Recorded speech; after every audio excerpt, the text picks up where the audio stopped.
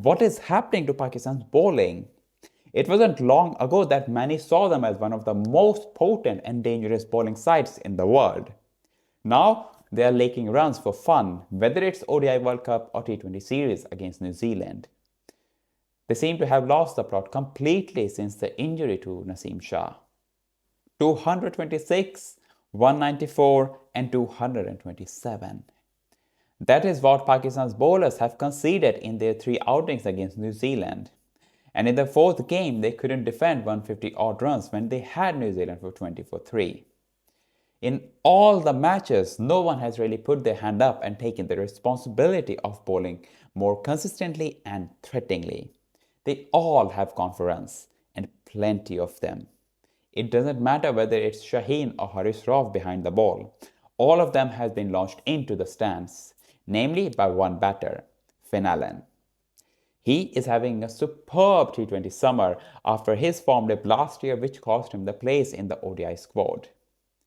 And for now, this New Zealand team looks very impressive, exciting and well balanced. Their top three is as powerful and talented as their middle order with Mitchell, Phillips, Chapman and Santner. And the last one, Santner, I'm quite impressed by his batting and the way he is batting, especially in T20. Because when I saw him for the first time, I had a huge belief that he will be a good batter in ODIs and Test, where you have time to knock it around, play some singles here and there, hit some boundaries here and there. But in T20, it's all about going from ball one, being powerful, aggressive, and everything I could not associate Santner with. But in recent times, he has proved me wrong and a lot of other experts wrong as well, because he has improved his batting and especially his power hitting and the way he is striking the ball in this series. He has really been that X factor at number 7. But coming back to our topic about Pakistan's bowling, I really don't know what has happened to them after that game in Asia Cup. Ahead of the World Cup, many experts believe that Pakistan's bowling is one of the strongest in the tournament. But then Naseem Shah got injured. Since then, everything has gone southwards. Some may argue that Naseem's injury has been a huge dent in Pakistan's bowling plans and that he was the glue that kept this bowling lineup intact. It may be true, but I really do not believe in this argument that one player's absence can influence such a huge collapse as this.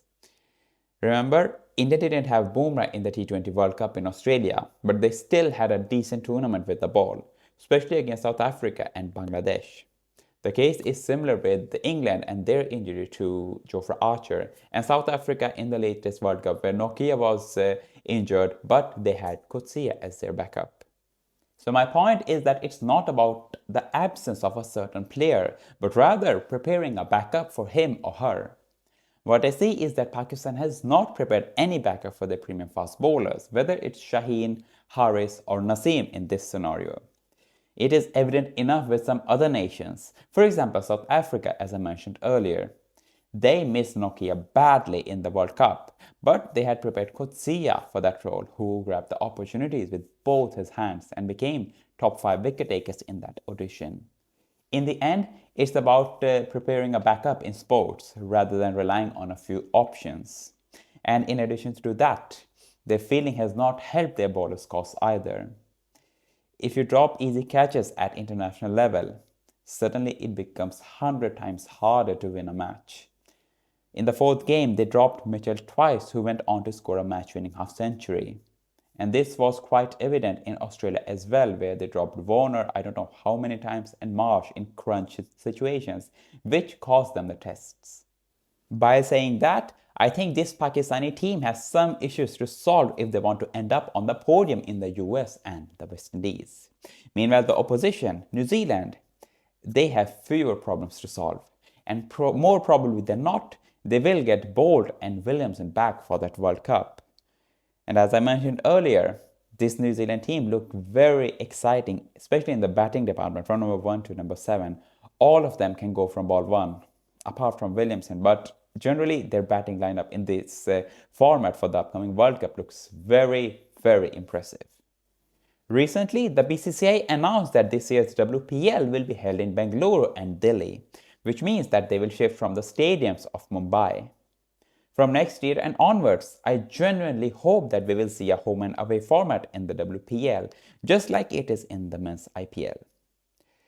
I think it will benefit the teams a lot to build an identity, to build a fan base and a culture in a specific city to relate to. And it will also help more girls and women to take up the sport, as they see that there is an opportunity to make cricket as a career option. And if you have not watched my video about why women do not get to play Test as often as men do, you will find it here. See you in next video.